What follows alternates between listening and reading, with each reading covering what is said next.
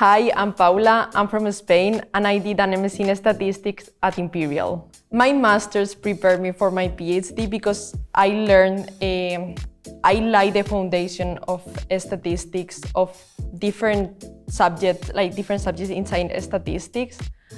And also, thanks to the thesis that I did, I was able to get hands-on on doing actual research.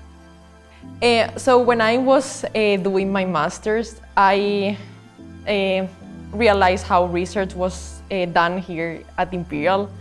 I was working on earthquake modeling to assess the impact that earthquakes can have. It was great to know that my project could have a real impact on society, and that it was not doing research for the sake of research, but that it was actually gonna have an impact.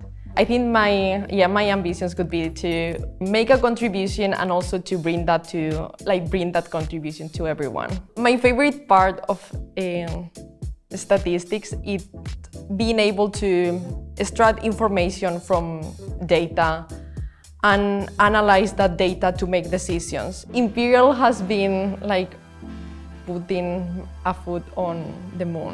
It has lighted up my world, and it has bring me thousands of opportunities that without coming to Imperial wouldn't have been possible.